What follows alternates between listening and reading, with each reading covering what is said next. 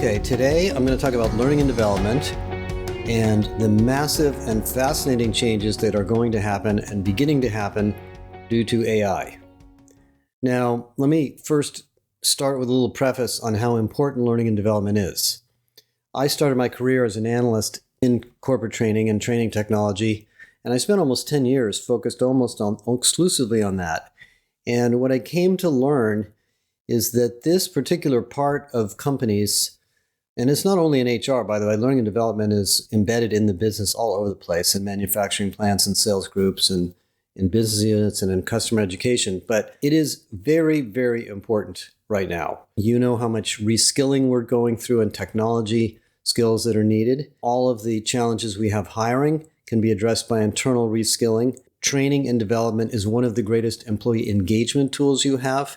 It helps with employee growth. It helps with company growth. It brings people together culturally. There's just no end to the number of value propositions for doing training and development well. And of course, it improves customer service, quality, innovation, time to market, etc. And the people that run L&D have also very strategic roles, because if you have the right L&D leaders, they're looking at the capabilities of the whole company. They're looking at performance and performance consulting. They're looking at issues like org design and job design. In a sense, learning and development professionals have been consultants and designers and teachers from the beginning. And they've always been, to me, one of the most business-centric parts of HR, because they have to get to know exactly how the business operates, job by job, role by role, person by person, in order to do their jobs well. The other thing about L&D I want to mention before I get into AI is that I used to believe, before we started talking about systemic HR, that learning and development and recruiting were at opposite ends of HR, like dumbbells. And one was staffed largely by teachers, the learning group. The other was staffed largely by salespeople, the recruiting group. But actually, those two groups are much more similar and much more aligned, and should be more aligned than you might realize. And I've talked about this quite a bit over the last year or two. Think about this. In learning and development, your core job is to identify the skills and capabilities that are needed to perform and to grow in a role, and then find ways to assess those skills and capabilities, identify where somebody is on the ladder of competencies, and then put together tools to improve their skills and capabilities of many, many types. Well, what recruiters do is they do very much the same thing.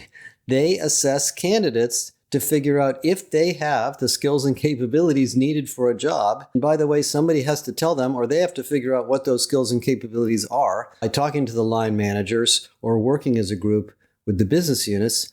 And then they have to identify person by person how well and how far along they are in the capabilities that these business units need. There's a lot of similarities in those groups. And once you open up the internal mobility floodgates using a talent marketplace or other tools, those groups are going to talk to each other a lot. So let me remind you that corporate training, chief learning officers, I like to call them learning and growth officers, are very, very important people. Now, the work that training does, for those of you that are in training, you know this, is very complex. The training technology space is filled with development tools, delivery tools, assessment tools, learning management systems, skills inference systems, skills management systems, credentialing systems, badges. I mean, there's just a ton of stuff. And most big companies have 20 or 30 different platforms of different kinds floating around inside of L&D. So what does AI have to do with this? And by the way, many of the roles in L&D are designers, developers, and of course, people who run courses and programs, schedule things, and teach people. So there's a lot of sort of automation that AI can provide. Well, after running around the conference this week and talking to a lot of vendors and a lot of L&D people, we had 2 sessions with about maybe 200 people total. I mean, I just think this is going to be massive. And it's about time, because the learning and development space has been stagnant for the last 4 or 5 years. The last big thing that happened in learning and development was the introduction of the iPhone and video, which gave birth to the learning experience platforms to find all these videos and courses and various different learning objects that started sprinkling around inside of companies. But the learning experience platform market has become much more commoditized. A lot of vendors have these things, including Microsoft and LinkedIn, and of course Degreed and Edcast, which is now part of Cornerstone, and many others. And so there's been sort of this stagnant period of time where we haven't had a lot of groundbreaking new ideas other than virtual reality, which of course is starting to pick up speed more and more every day. Along comes AI and Shazam, wow, we are going to be innovating like crazy. So let me talk about the 5 things that are going to be upsetting to L&D and really a lot of fun. And this is a sort of a story of who moved my cheese, that if you're in L&D and you're not willing to embrace some of these changes, you're going to be a little bit left behind. The first, number 1 is content development. Content development is a sort of slow process of authoring videos, courses, graphics, interactivities, text, audio, simulations.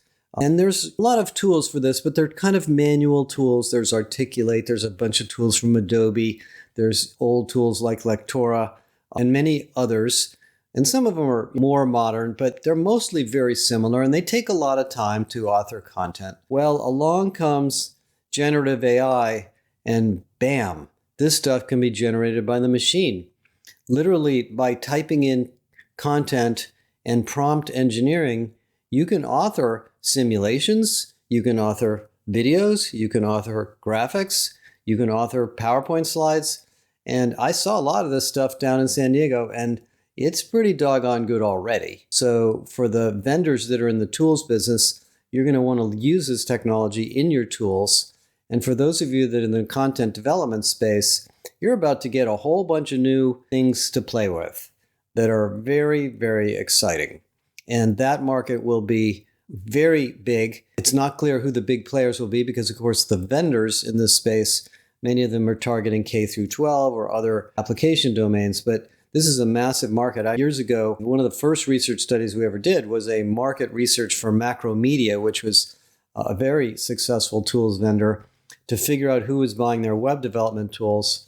And lo and behold, we found that tools like Dreamweaver, which are generic web development tools, 70% of them or more were being bought by training departments. So this is a big, big market. Number 2 is what I call content assembly. Once you've built a bunch of courses and chapters and modules and exercises and tests and interactivities and things. By the way, you can also build tests. Getting back to the first point, the generative AI is really good at creating quizzes and various forms of testing. So you can use this during the course development and also after people have taken courses to remind them of various things. So getting back to content assembly. So you got all these objects and you want to arrange them and you put them into a course and you put them into chapters and you create a rubric, what's called a rubric, on what you're going to learn in what order to eventually reach some result. And then you have to rearrange it because maybe somebody already knows this chapter and they don't want to skip it. Or there's an advanced version versus a simple version. There's a 100, 200, 300 level of the course and you want to share content between them. This is basically what training people do, is they try to reuse and rearrange content. Well, generative AI and AI can do this for you in a very intelligent way because the AI knows the skills and capabilities of the individual, which I'll talk about in a minute, and it can tag the skills covered by the topics. And the typical way this is done today is either by hand or using what is called an adaptive learning platform. The most popular of these is a company called Axonify that has been really pioneering in this, and others have tried. Docebo does this a little bit, and some of the other vendors, but most of the vendors haven't done it very well because it's kind of a tricky problem. Well, you can do this with generative AI now. And you can also do something that's really cool, which I think is one of the most valuable learning modalities, which is called spaced learning. Spaced learning is where you teach somebody something for maybe half an hour, and then you stop, let them go back to work or do something else. And the next day, you remind them of that. You force them to recollect and think about the content again. And you do it every period of time, random periods of time. And what that does, neurologically, I guess is the word, is it forces you to recollect content that you probably forgot the first time you saw it. and it flattens out what is called the forgetting curve. And if you've ever really tried to learn anything, like I'm learning about AI all the time, and I'm reading books and I'm listening to YouTubes, I go back over it again and again and again. And sure enough, the second and third time I listen to it, I remember things I didn't remember before, and it starts to stick. So these are things that can be done in content assembly. The third huge area of learning development is learner support. And CoRise, one of the vendors I've been working with a lot, for example, has already built intelligent teaching assistants for their courses. So let's suppose you authored a complex course on some operational process in your company, and you had it all written down in text and audio and video. Let the generative AI search and index it, and now you have a teaching assistant. During the course, if somebody has a question, they can ask the chatbot a question on the topic. It has the corpus of knowledge about the course, and it'll answer it pretty well. And that can be enhanced by humans.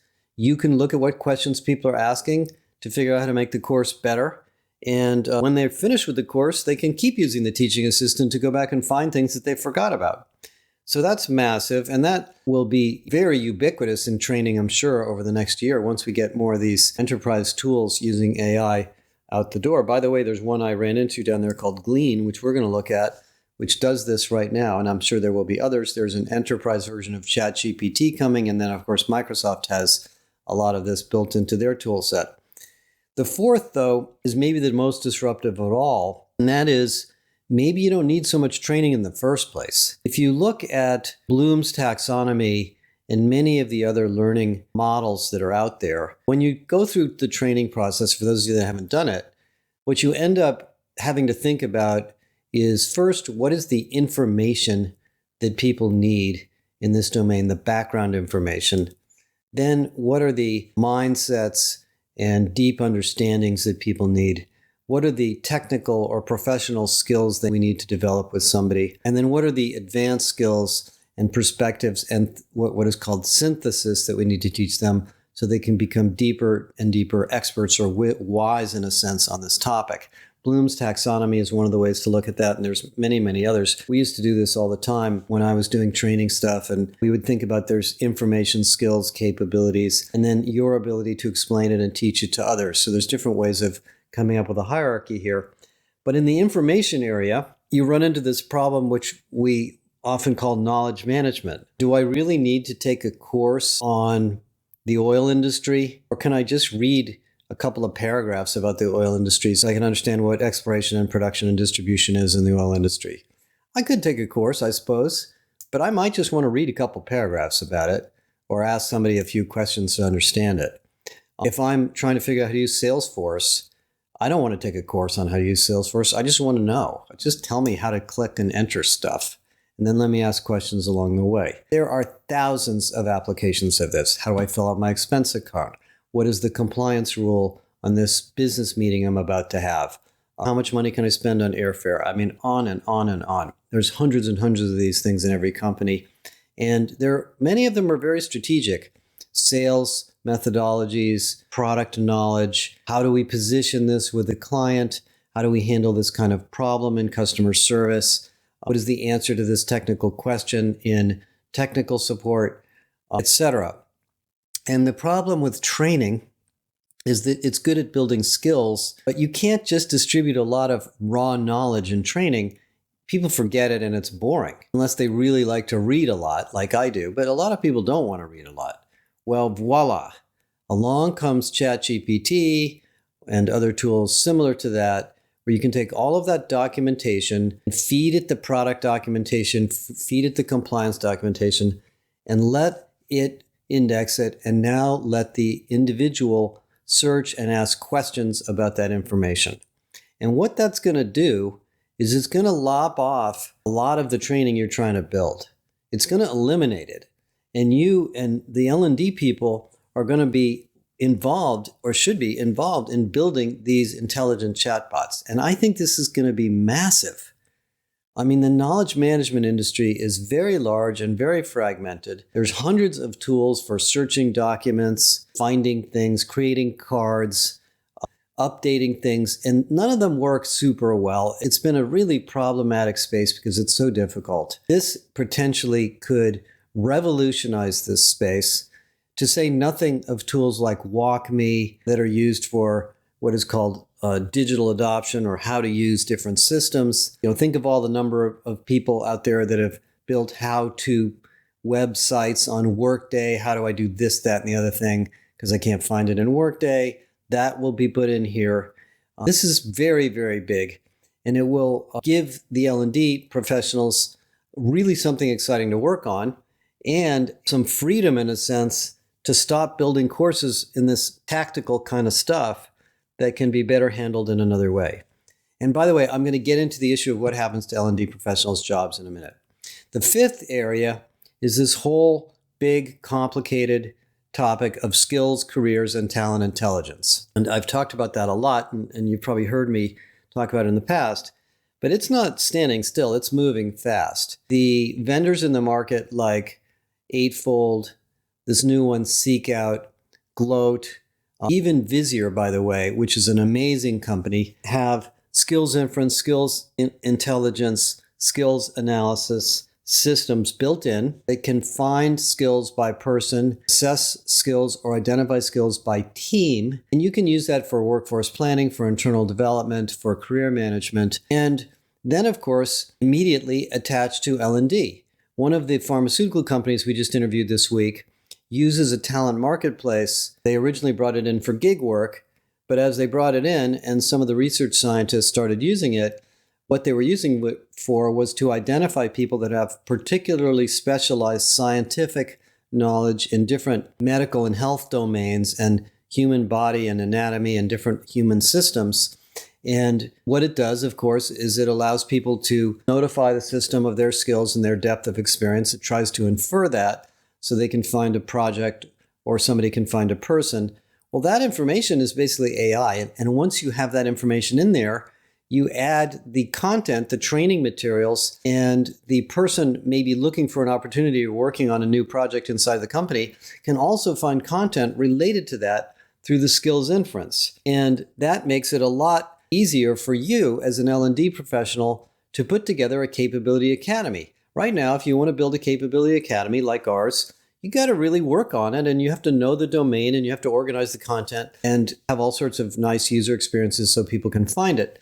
These intelligence-based systems, talent marketplaces, and other front-end tools, like the ones I mentioned, are doing that for you in a dynamic way because skills keep changing. So new skills are being added to IT and technology and science. New skills, of course, in technology that we use in terms of platforms all the time. And so these dynamic skills-based talent, and we call them talent intelligence platforms, are also going to revolutionize L&D.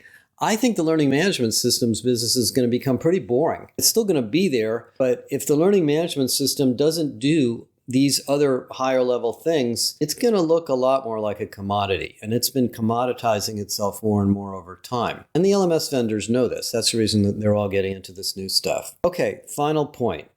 What about the jobs and careers of corporate training people and all of the performance consultants, content developers, and other technologists in learning and development? Well, there were a whole bunch of people at the conference who were asking me about this. And I do think there is a risk that a lot of those jobs will not be needed. If you're a graphic designer sitting around building beautiful videos for your training, you better learn how to use generative AI because the company probably won't need as much of your time doing that work. And so many of the content development and assembly projects we do are going to be very significantly speeded up by this. Will you run out of things to do? Will you cut the size of your training department? No. And I would suggest there's two things you need to think about. First of all, you have to get on this bandwagon immediately because you can't stop the freight train from coming. Employees, end users, business people are going to get their hands on these tools and they will use them themselves. So if you say we're going to wait until some big vendor comes along and tells us what to do, your customers, your employees are not going to wait. So you're going to have to get involved with this. The second thing is once you figure out where the efficiencies and productivity pieces of this are, and as I said, they're going to be in those 5 areas, now you can spend your time on performance consulting, on getting to know the career paths or the skills gaps inside of the company. working on org design, doing a much better job of undiagnosing individual performance issues in the organization. One of our best friends, who's a chief learning officer at a large CPG company, I saw him in New York last week, and he said, my new job now is basically the performance consulting team for the whole company. And he's going into different business areas, and he's looking at business issues and diagnosing whether they're training issues, job design, org design, work design, leadership, etc. And he's very, very capable of doing all of that work, because the people that have been in L&D for a long time have some of the deepest understanding of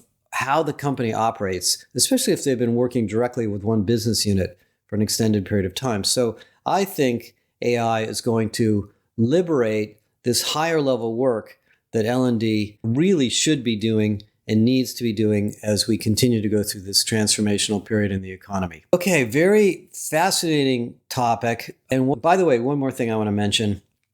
We are working on a major new release of the Josh Bersin Academy. The Josh Bersin Academy has been very successful over the years. We've trained and educated 60 or 70,000 HR people. We get about 20 to 50 new people a week in there. And we really want to encourage you all to join us. We've kept the price very low. We're going to raise the price fairly soon, but not by a lot. And we have lots of new features coming, including all of this AI stuff. So we are in the middle of looking at a lot of these tools ourselves. And anybody that wants to run through what we do and what we've learned, we will be happy to share that with you. As far as analysis of what's going on in the market, there's no way we can write a book on all of these tools that are out there, but we're going to try to keep up on them. And if you work in a vendor and you have something you want us to look at, just send us a message and we'll get on the phone and take a look at it, or send us a video of how it works, and we'll make sure we tell people about it. I think learning and development really needed this. I think the space was getting a little bit stale. I think we needed a shot in the arm to create some excitement and some innovation, and this is definitely going to be it. Thank you very much for your time today, and have a great week.